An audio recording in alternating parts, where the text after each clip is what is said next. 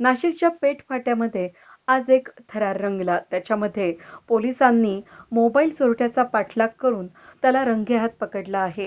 एका मुलीचा सिग्नलवरून मोबाईलच्या बॅगमधून मोबाईल हिसकावून काढण्यात मोबाईल चोरटा पळत होता. त्यावेळेस पोलिसांनी त्याचा जवळजवळ 1 किलोमीटरपर्यंतचा पाठलाग केला.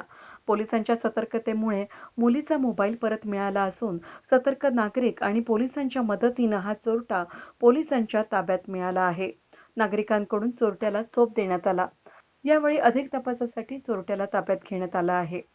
पंचवटी पोलीस स्टेशनच्या हद्दीत काल दिनांक 6/12/2020 रोजी 5:30 वाजताच्या सुमारास पेठ फाटा येथे एक महिला तिच्या गाडीने जात असताना सिग्नलला उभा राहिली असता पाठीमागून 2-4 मुलं चालत असताना अचानक तिने मोबाईल बॅगमध्ये ठेवला असता घेऊन पळाले.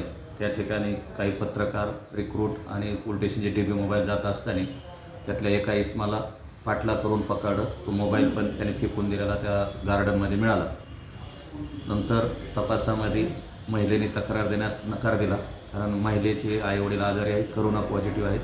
त्यामुळे महिलेला कुठलीही तक्रार न दिल्यामुळं आम्ही आरोपीकडे चौकशी केली असता त्याने अशाच प्रकारची एक घटना काही दिवसापूर्वी भाजी मार्केटसमोर केली होती.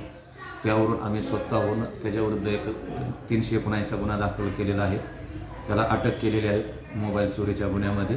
त्याच्या इतर साथीदारांचा पोलीस कस्टडी रिमांड घेऊन शोध घेत आहोत. वेद न्यूजसाठी सिनियर कॉरेस्पॉन्डंट कमलाकर तिवडे, नाशिक.